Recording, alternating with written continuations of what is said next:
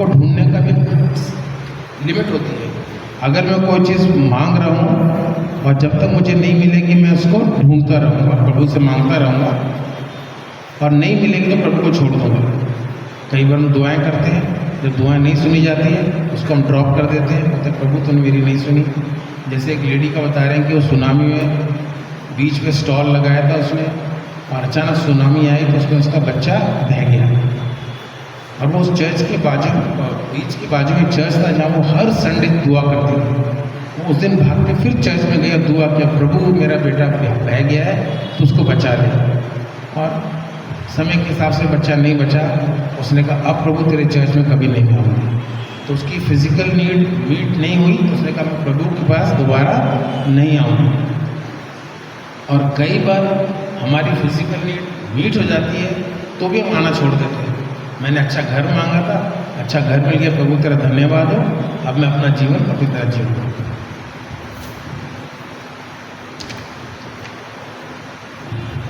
तो हमारे जीवन में बहुत सी चीज़ों की चाहत होती है। सबसे ऊपर हम देखेंगे, अगर जीवन तरीके से देखेंगे तो रोटी कपड़ा मकान है जो सबकी ज़रूरत है। और यूहन्ना 6 में हम देखते हैं कि लोग प्रभु को ढूंढ रहे थे खाने के लिए और चंगाई के लिए। ये भी दो चीज़ है जो प्रभु के पास हमको लेके जाती है, but that is not the only reason कि अच्छा खाना मिल गया प्रभु तेरा धन्यवाद हो, और चंगाई मिल गई तेरा धन्यवाद हो। प्रभु को जानना उसके ऊपर है। तो हम इसको सर्च करते हैं अपने फिजिकल नीड के लिए या प्रभु को जानने के लिए। दोनों चीज़ अलग अलग फ़र्क है। अपनी फिजिकल नीड्स के लिए मैं प्रभु को ढूंढता हूँ या उसको जानने के लिए। तो जानना सबसे ऊपर आता है, क्योंकि फिजिकल नीड से प्रभु अपने आप करता रहता है, लेकिन उसको अगर नहीं जाना तो हमारा जीवन का स्तर वहीं रह जाएगा, आगे नहीं बढ़ेगा। हम चर्च क्यों जाते हैं, फिर वही रीज़न आता है प्रेयर वर्शिप के लिए, लेकिन हमारा मेन रीज़न है प्रभु के बारे में और जानना। हम कई बार जूम मीटिंग भी ज्वाइन करते हैं, जैसे कोरोना समय वो भी यही था कि हम चर्च नहीं जा सकते, चलो कोई बात नहीं घर बैठ के जूम मीटिंग में देख लेंगे, नहीं तो हमारे स्टैनली साहब सरमन डाल देते हैं उसको सुन लेंगे, काम हो गया। क्यों जाके इतनी दूर जाओ, चंदा भी देना पड़ेगा, घर से चंदा देने की जरूरत भी नहीं है कि तो हम घर बैठ के सरमन सुन सकते हैं। तो चर्च जाने के लिए हमारी फिजिकल नीड्स होती हैं, close, house, children, health. Social needs होती हैं कि हम लोगों से मिलें और अपना लाइफस्टाइल दिखाएं और देखें, लोगों का देखें। मॉरल नीड्स होती हैं कि हम प्रभु की उपस्थिति में जाते जाते हैं और लोगों को सामने लगता है, जैसे मैं डॉरिस के लिए गारंटी से कह सकता हूँ कि वो 52 संडे क्या 100 दिन संडे चर्च में आती है, यानी हफ्ते में 2-3 बार आती है।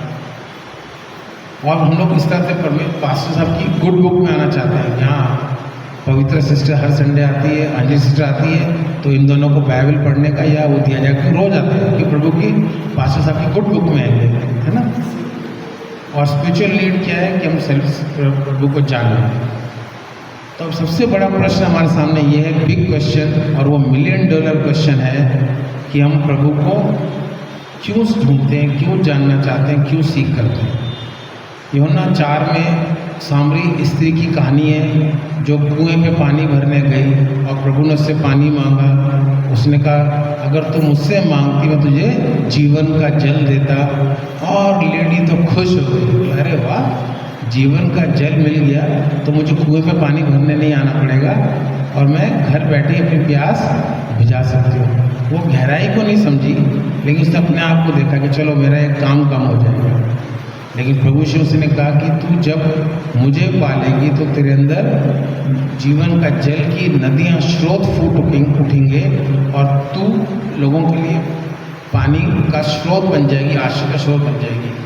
और वो जो लेडी जिसका पास्ट बहुत खराब था, 4-5 पति रख चुकी थी, डर के छुपते हुए दोपहर के टाइम पानी भरने आती थी कि लोग मुझे देखेंगे तो ताना मारेंगे। लेकिन जब उसका एक एनकाउंटर यीशु मसीह से हुआ, उसका जीवन बदल गया।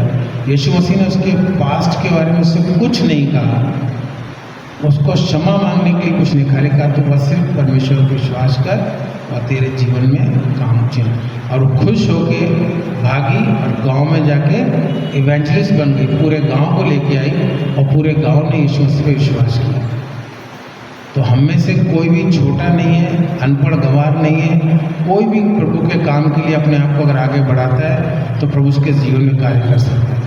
मैं आप सबको चैलेंज करना चाहता हूँ कि हम लोग खुद चर्च में आते हैं, बहुत अच्छी बात है, पर हमारा चर्च में आने का एक मकसद और होना चाहिए कि मेरा करीबी दोस्त, मेरा करीबी साथी, मेरा पड़ोसी कभी वो भी परमेश्वर के भवन में आए, उसका भी उद्धार हो जाए, और वो हमारे जीवन का खास मकसद होना चाहिए।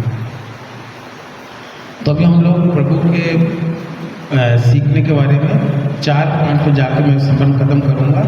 What is our thirst and what are we searching, हमारी प्यास क्या है और हम क्या ढूंढ रहे हैं।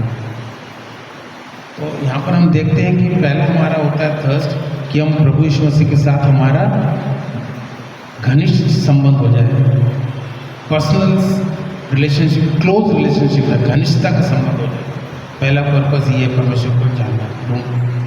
दूसरा है हम उसकी तरह बन जाए, हमारा स्वभाव, हमारा नेचर, हमारा बोलचाल, हमारा दिखना, उठना, बैठना परमेश्वर के समान हो जाए।